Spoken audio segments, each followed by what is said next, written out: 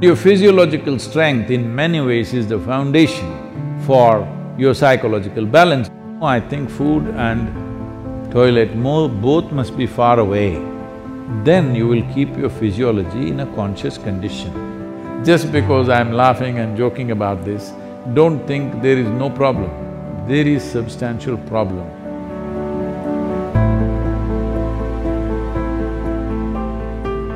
Sadhguru, during the lockdown, we have gained a lot of weight from overeating and no physical activity. Can you offer us some simple weight loss tips, please? I was in Chennai a few years ago and I was talking to some of the business community in Chennai.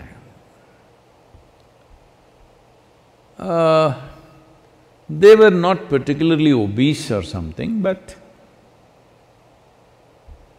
little, trying to imitate the planet. Not by being on a spin, in form, I mean. So I said, as a generation of people, look at your condition. If I had come to Chennai 50 years ago or 100 years ago, in what physical form people would be, in what level of physical fitness they would be, ordinary people I'm talking about. I'm not talking about gymnasts, sports persons, not those kind of people, ordinary people on the street. Or even now, in what kind of physical strength and condition people are in rural India, for example. I said, see, suppose it so happened, you were walking on the street and you saw a tiger, a wild tiger, hungry one. How many of you can at least climb a tree? And this is a spectacular show, a tiger on a Chennai street. This is not a everyday happening, it is something you must enjoy. But how many of you can climb a tree, which is the trunk of it, usually the city trees, what is on the avenues and stuff, is not more than 8 to 12 feet. How many of you can climb this 8 to 12 feet and sit on a branch and enjoy the wildlife view? No. Only those guys who are doing the menial jobs, the guy who is sweeping the street, maybe he will go sit on the tree and watch how wonderful a breakfast you are. Why have we become like this? It's not the tiger is… where is the tiger going to come? That's not the point. Why are you in this condition that you cannot do anything physically anymore? All you can go to office and come back. Those things are also necessary in today's world, but is it not important that you are in some way physically competent? Physical competence is a reflection of your physiological strength. And your physiological strength in many ways is the foundation for your psychological balance. It is no more in question. Your physiological strength is the foundation for your psychological balance in many ways. We've always been saying this, the yogic sciences, but people have been laughing at it because everything is keyhole. People say brain is a separate study. That's why yesterday I confessed with all the neuro experts, see, I don't have a brain.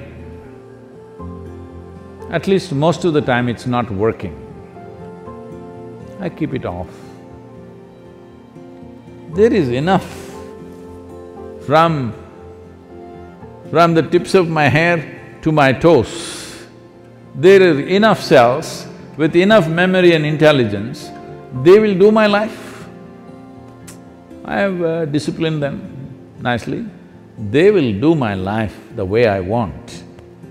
Because a large part of day-to-day work and day-to-day functioning is just a repeat work. All you need is a clerk. You don't need a super brilliant person to do all these things. So I have trained them and they do their work. I don't have to think how to eat, how to sit, how to stand, how to breathe, nonsense. It just happens by itself because a very stable and effervescent physiological condition is very, very important to have a certain level of psychological freedom. Otherwise, every little thing you do, you have to think. Once you think, inevitably you're confused about every damn thing that you do. Now, you're talking about because of virus you ate too much. This is not because of virus you're eating too much.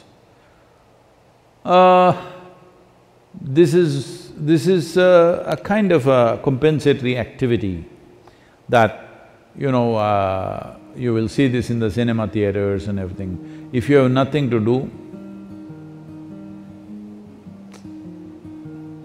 never before in the history of humanity was food simply available like this all the time. It's a wrong thing that everywhere you walk there is food. It should not be. I see some of the corporations in America are organizing like this. Food and toilet should always be within whatever 50 feet or 100 feet, something they've fixed, 50 feet I think. Within 50 feet of wherever you are, there must always be food, and that food is usually 1 month old, of course, and there is a toilet. No, I think food and toilet both must be far away. Then you will keep your physiology in a conscious condition. Everywhere there is toilet, it's not good because body has certain resilience. You wanting to run to the toilet is not just physiological, sometimes it may be when the body, at some time it is disturbed, at that time it may be. Otherwise, in normal conditions, it is more a psychological condition than a physiological condition. That all the time you want to message, not because you have something very significant to say, it is simply because it's a release. Similarly, going to the toilet is a release, sexuality is a release, wherever, whenever, whatever, all the time the same things, because you are building up nonsense within yourself all the time, you need a release, all the time release. These things are being openly talked about as part of psychiatry, that you must find release. Why are you pent up? I think in one of the interviews, some journalist was asking me, Sadhguru, what do you do to unwind yourself? I said, what? Why will I wind myself up, first of all? I don't wind myself up and then want to unwind somewhere. What are you? Are you a grandfather clock or something? You wind yourself up. Even the watch doesn't need any winding anymore, it runs by itself. Why are you winding yourself up? This is simply because you understand life as an accumulation. Yes, body is an accumulation, mind is an accumulation, but life is not an accumulation, it's a phenomena that's happening. If you have not tasted that phenomena, you know only accumulations, you always think the safety is in accumulation, whether it's wealth, money, this, that, and body. But at least your money you can keep it in the bank, though it may be heavy in your mind. But if you accumulate too much body, you have to carry it around every moment of your life. And in the world today,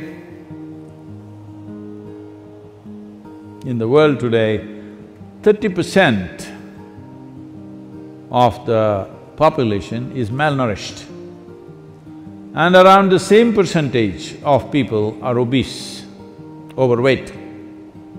See, you can fix it. The world's problems of malnourishment, you can fix it. So, this practice is there in the Isha Yoga Center. Whenever cause comes up, when Isha Vidya, educating rural children, raising funds for it became a problem, then many people in the yoga center took this up. on Wednesday evenings I won't have dinner and let that money go to the children. I think you must find 7 causes like this. I can give you 7. Monday for Rally for Rivers, Tuesday for Kaveri Calling, Wednesday for Isha Vidya, Thursday is called Guruvar, this is for your Sadguru. Friday for Devi, because that's her day. Saturday, you have your dinner, I'm reducing 1 day. Sunday,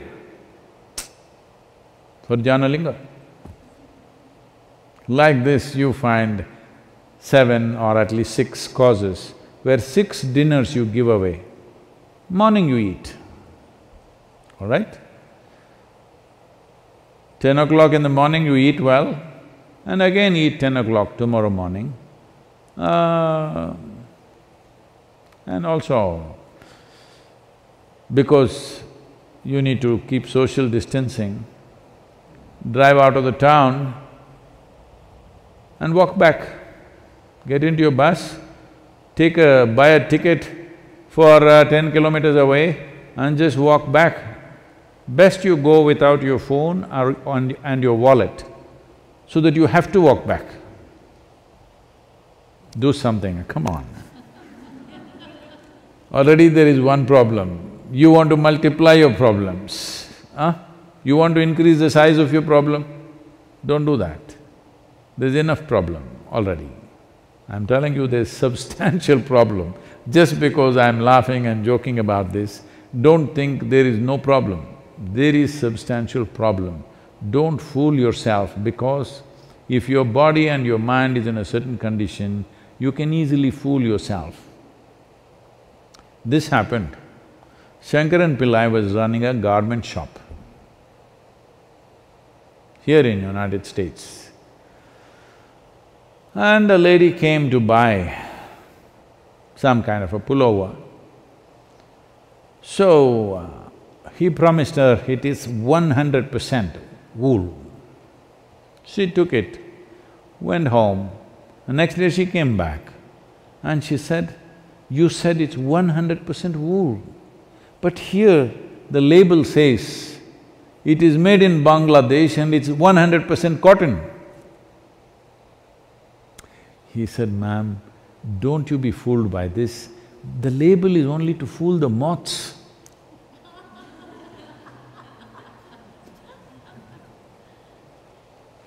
Like this, there are so many labels all over the world, don't go by that. This is a simple experiment you must do, all of you who are sitting now on the floor. When you get up, you must use only 2 limbs to stand up. All of you, in your life you must keep this up, however old you are. This is a simple test for you. You sit down cross-legged, and when you want to stand up, you use only 2 limbs. That means you don't do 4-wheel drive. Just get up with your legs. This much fitness at least you must manage. If you can't climb a tree, there are not enough tigers to, for them to roam in your city. If you can't climb a tree, it's okay, but at least you must be able to stand up. This much fitness you must maintain. Please do that for yourself.